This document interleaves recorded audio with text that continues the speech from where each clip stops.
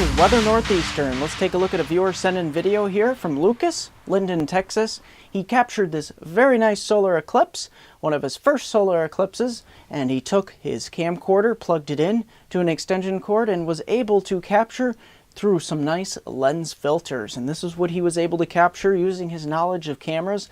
And he said it looks like somebody took a bite out of the sun, and sure, indeed it does. Take a look at this. Very nice capture of this beautiful solar eclipse across the Linden, Texas area.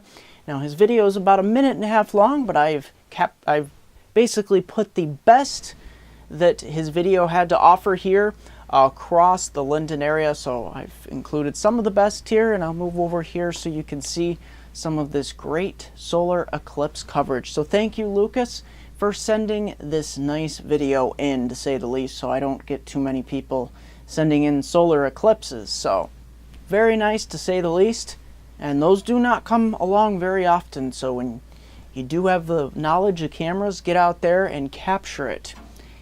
So we're going to head right on to precipitation totals. Pacific Northwest, we will have some systems moving in, and I want to make note, this will be a sign of things to come here in the Pacific Northwest and the West Coast as I head into our winter outlook 2014-2015, which I will have out very soon, momentarily, in the next couple days. So watch for that here, Pacific Northwest.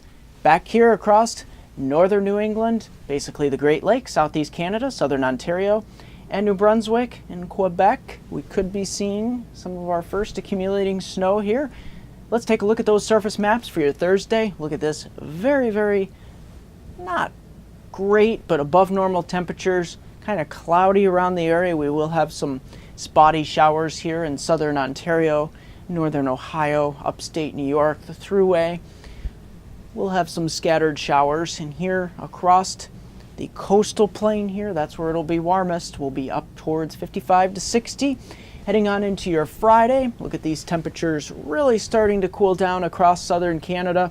Sudbury over towards portions of Toronto, Ottawa, Montreal. We're going down towards the lower to mid 30s in portions of these areas. And then across upstate New York, Pennsylvania, we're going to see our last day, some of your areas here above 45 or 50 degrees. Because the bottom is going to fall out here as far as temperatures. Here across the coastal plain, we'll have one more day in the mid to high 50s, near 60.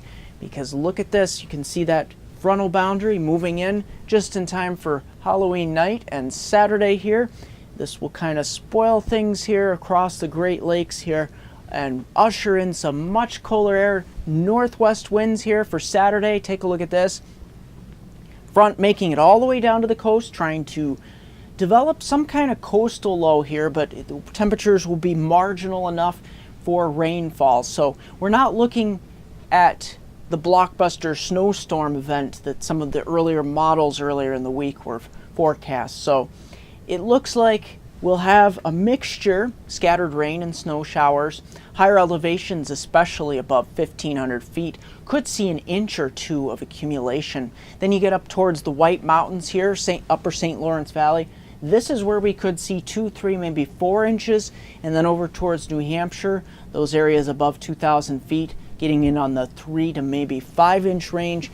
New Brunswick, that's where you could see a couple inches as well. Your first accumulating snowfall, maybe upwards of around 10, 15 millimeters on the potential here for some of those higher elevations. This will be mainly an elevation event, but nevertheless, look at these temperatures supporting some lake effect streamers too. But like I said, a lot of those lake effect streamers will be rain and snow mixed together, so we're not looking at tremendous accumulations here. But temperatures holding into the low to mid 30s, upper 30s across much of the New York, or basically northern Pennsylvania, northern Ohio, heading on into southern Ontario, Quebec, and northern New England here. These temperatures are really being held down, and these northwest winds will make it feel colder into Sunday.